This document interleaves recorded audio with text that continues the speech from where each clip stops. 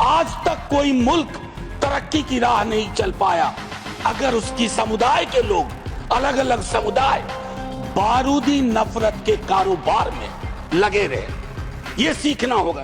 शुक्रिया। जब आप कहते हैं ना इतना मिनट, तो लगता है कि फांसी से पहले पूछा जा रहा है। नहीं सर। बता तेरी रजा क्या है। बहरहाल thank you honourable deputy chairman sir, vice chairman sir.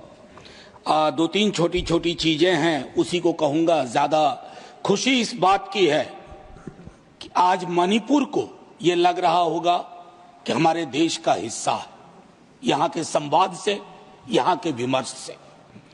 Sir, appropriation का मामला है। मैं बजट के दौरान अक्सर एक बात कहता रहा हूं कि अपने देश में डायरेक्टिव प्रिंसिपल्स में आर्टिकल 39 सब क्लॉज सी है।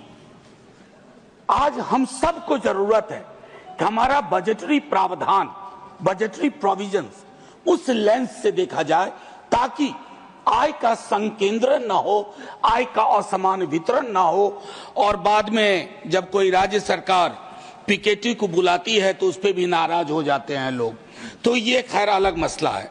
सर, मैं दो तीन छोटी छोटी चीजें कहने से पूर्व सबसे पहले तो ये कहूं कि आज जो भी दो चार चीजें कहूंगा वह मणिपुर के अपने भाइयों बहनों, उनके मृतकों, विस्थापित लोगों को समर्पित है। आलोचना नहीं, शिकायत नहीं, मैं अपने संदर्भ में कुछ चीजों को रखूंगा।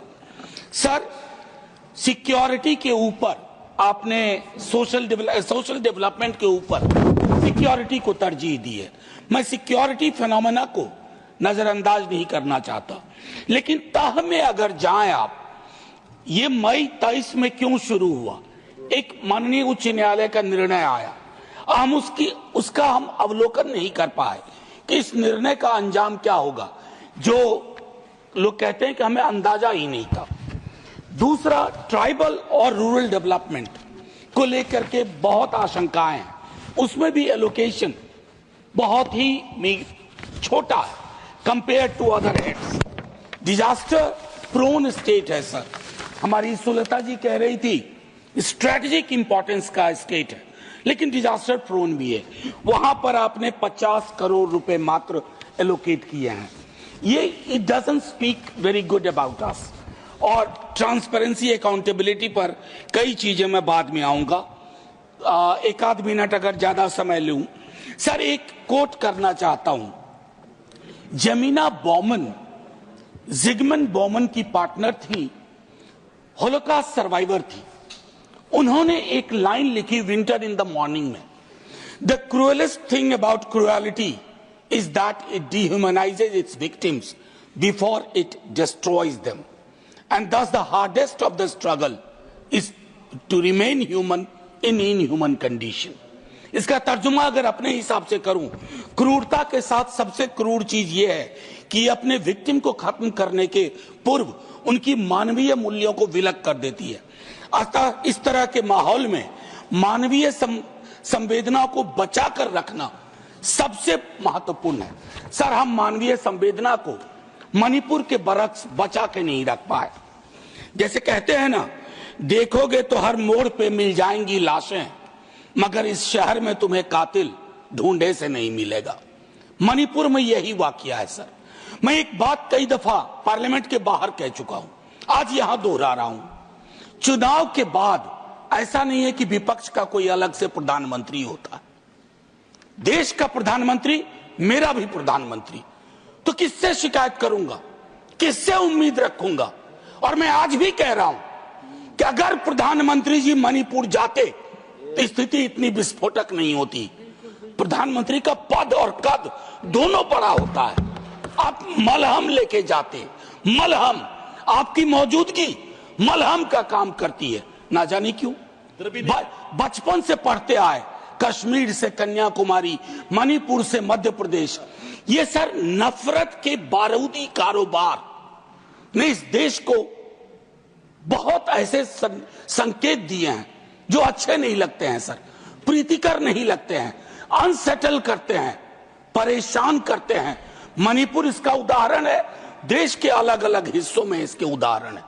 मेरा सिर्फ इतना कहना है सर, आज तक कोई मुल्क तरक्की की राह नहीं चल पाया अगर उसकी समुदाय के लोग, अलग अलग समुदाय बारूदी नफरत के कारोबार में लगे रहे।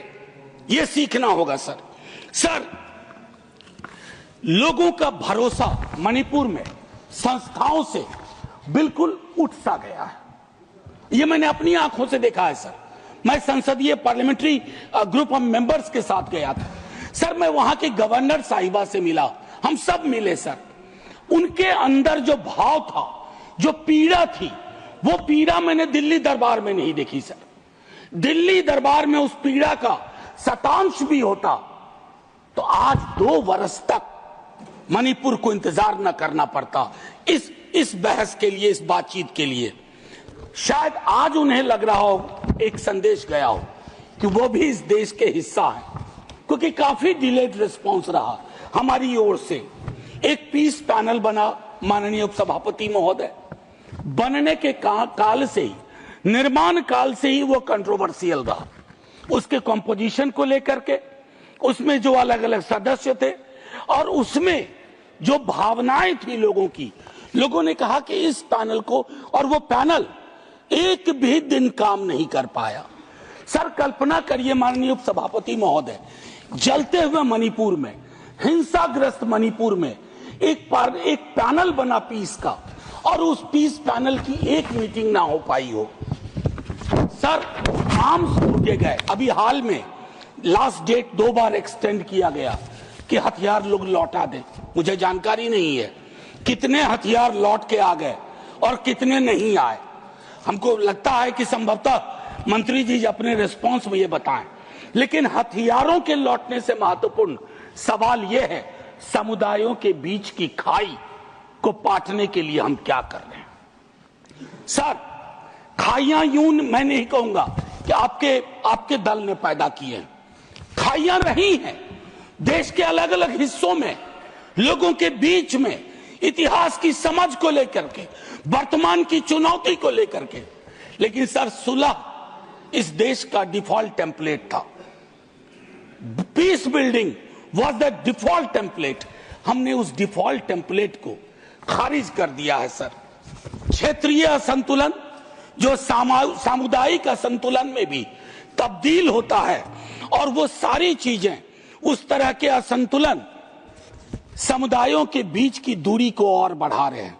मैं अंत में आपके माध्यम से सिर्फ ये आग्रह करूंगा माननीय उपसभापति महोदय, देश में पॉलिटिकल पार्टीज की आयु सीमित होती है, सरकारों की आयु सीमित होती है। आज आपको एहसास हो रहा होगा आप अगला भी जीतेंगे, लेकिन उस अगले का कोई अगला होगा, उस अगले के अगले का कोई अगला होगा। वहां जीत की गाड़ी रुकती है, इनकी रुक गई। मैं सिर्फ इतना कहूंगा कि देश का मिजाज, अगर देश में अलग अलग हिस्सों में मणिपुर जैसे हालात रहेंगे सर, तो हम $5 ट्रिलियन की इकोनॉमी किसके लिए बना रहे हैं? क्यों कोशिश कर रहे हैं $5 ट्रिलियन की इकोनॉमी? सिर्फ मेरा एक आग्रह और होगा कि मणिपुर को लेकर के अभी भी वक्त नहीं बीता है। ऑल पार्टी डेलीगेशन एक जाए अलग अलग इलाकों में, कुकी समुदाय हो, मैती समुदाय हो, उन्हें वहीं रहना है, मिलकर रहना है।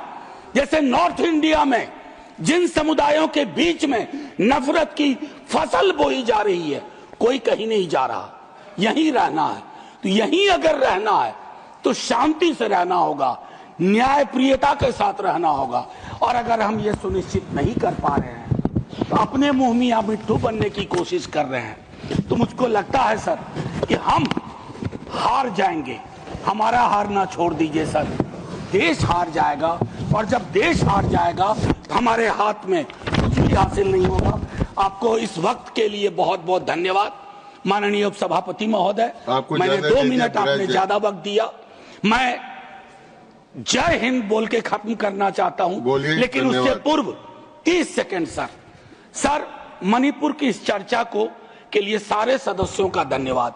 लेकिन हमारी भूमिका यहीं खत्म नहीं होती है। मणिपुर को यह संदेश देना होगा, you belong to us, we are nothing without you. जैसे एक एक हिस्से के बगैर हमारा कोई औचित्य, कोई अस्तित्व नहीं है। ये मैं समर्पित करता हूं मणिपुर के सभी समुदाय के लोगों को। जय हिंद सर। धन्यवाद।